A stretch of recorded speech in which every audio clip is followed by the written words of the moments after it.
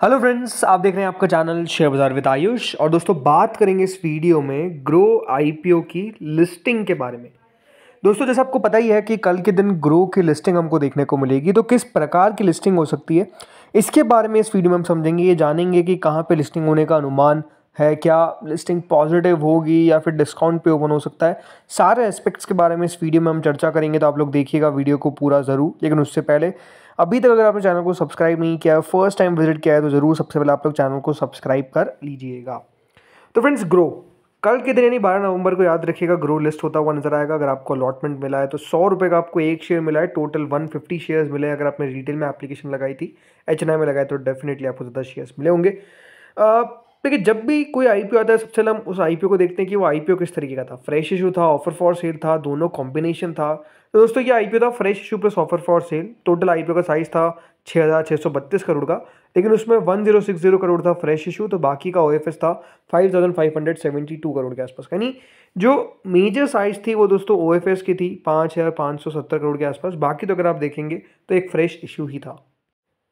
तो ओएफएस को दोस्तों हमेशा अगर आप देखेंगे तो थोड़ा सा नेगेटिव माना जाता है, बिकॉज ओएफएस में कहा जाता है कि कंपनी के जो प्रमोटर्स है या फिर जो निवेशक है वो चाहेंगे कि थोड़ी सी हाई वैल्यू पे उनका शेयर बिके। तो ओएफएस को इससे थोड़ा सा नेगेटिव लिया जाता है, बट ठीक है, बहुत बार ओएफएस काफ़ी बढ़िया भी कर जाते हैं, जैसे हमने एलजी में देखा, लेकिन बहुत बार ख़राब भी कर जाते हैं, इसमें कोई डाउट नहीं है। दूसरी चीज़ दोस्तों होती है वो है सब्सक्रिप्शन। अब सब्सक्रिप्शन जो हमको आता हुआ देखने को मिला वो था दोस्तों करीबन 22 गुना क्यूआईबी पोर्शन का।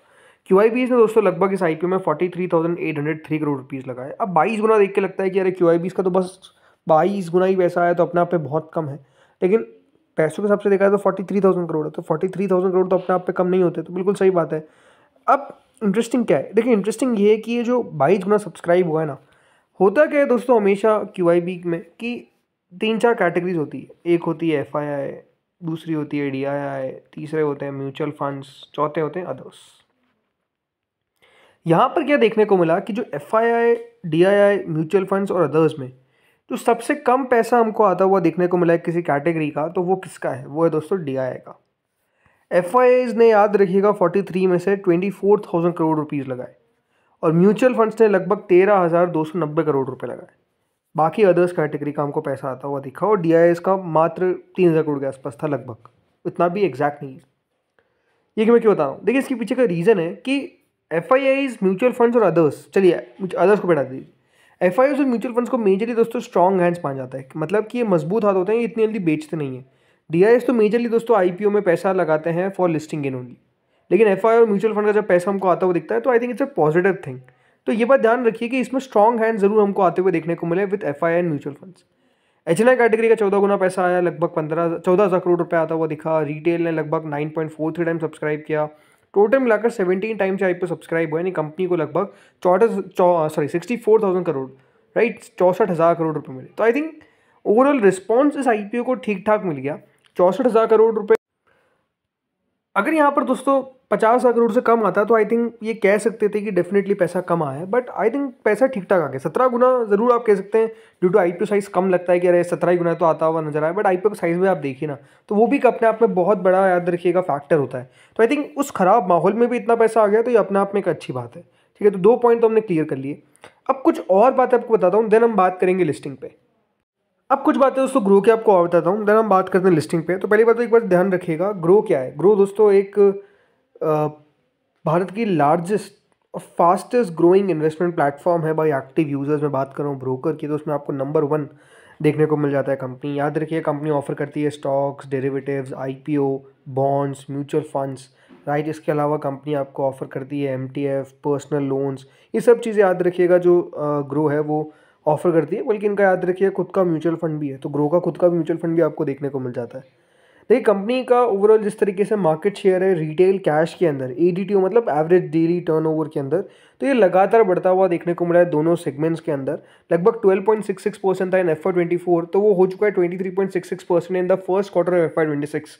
तो लगातार दोस्तों याद रखिएगा, इससे पता चलता है कि कितना एवरेज डेली टर्नओवर में ग्रो का हाथ है। तो 23.66% याद रखिएगा दोनों सेगमेंट्स के अंदर आपको टोटल मिलाकर कंपनी का यहाँ पर जो परसेंटेज है वो देखने को मिल जाता है, मार्केट शेयर देखने को मिल जाता है।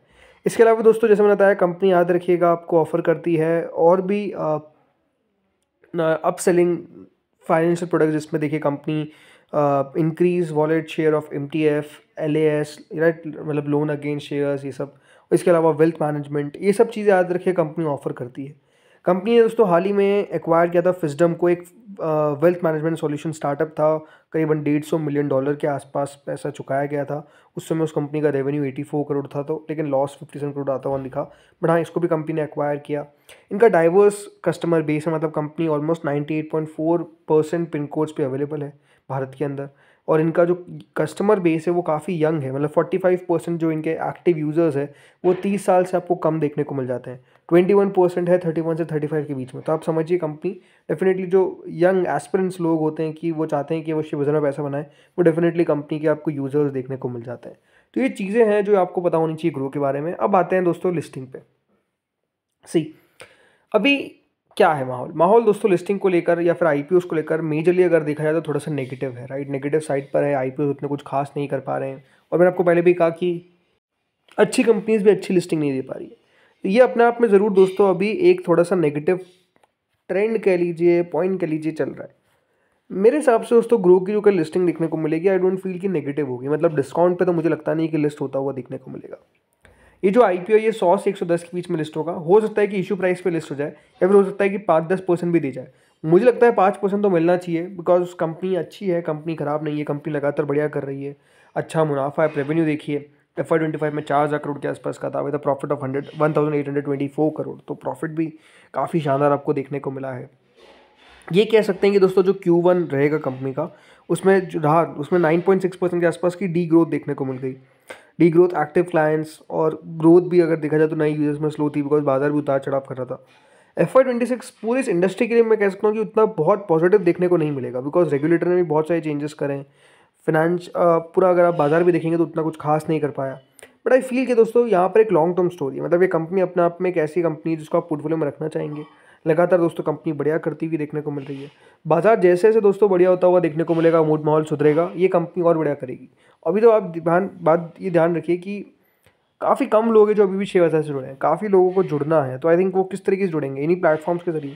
तो आई थिंक अच्छी कंपनी है फॉर लॉन्गर टर्म। मतलब कंपनी का अगर आप देखेंगे अच्छा ब्रांड रिकॉल है, कस्टमर बेस है जिसका वहाँ पर कंपनी अपसेलिंग इनिशिएटिव भी काफ़ी लेती है, यंग और डायनामिक मैनेजमेंट है, अच्छे प्रमोटर्स आपको देखने को मिल जाते हैं, एसेट लाइट और स्केलेबल मॉडल है। तो ये सारी चीज़ें बढ़िया है। नेगेटिव्स में कह सकते हैं कि हाँ कंपनी वैल्यूएशन थोड़ा सा नीचे रख सकती है। अब ये कह सकते हैं कि दोस्तों इस कंपनी में PE इन्वेस्टर्स का बहुत पैसा है, तो वो कभी भी सेलिंग के लिए आ सकते हैं, तो वो नेगेटिव चीज़ें हो सकती है। बाकी उतना कोई बहुत बड़ा नेगेटिव मुझे नहीं दिखता इस कंपनी के अंदर। तो आई थिंक ये मेरा व्यू है। आई थिंक जैसे मैंने कहा लिस्टिंग इसी के आसपास होनी चाहिए, 100 से 110 की। आई डोंट फील कि देखिए ये 100 के नीचे लिस्ट होता हुआ देखने को मिलेगा। अगर हो जाता है तो अपने आप में बहुत ही खराब लिस्टिंग है। कंपनी अगर थोड़ी सी वैल्यूएशन यहाँ पर आप कह सकते नीचे रखती तो आई थिंक ये IPO बहुत ही सुपर डुपर हिट हो सकता था। मतलब जितना दोस्तों LG ने बढ़िया किया ना, उतना तो ना करता, लेकिन हाँ ये 20-40% के आसपास का गेन मिल जाता। कोई बहुत बड़ी बात नहीं थी, बट आई थिंक वो नहीं हो पाया। अब ठीक है, क्यों नहीं हो पाया वो बात अलग है जो छोड़ देते हैं। बट लेट्स सी आगे होता गया। बाकी दोस्तों इस वीडियो में तो इतना ही था। होपफुली आपको वीडियो बढ़िया लगा होगा। आप लोग बताइए कि आपको क्या लगता है, कहाँ पे लिस्ट होने की एक्सपेक्टेशन है। इस वीडियो में इतना ही था। Thank you friends for watching this video.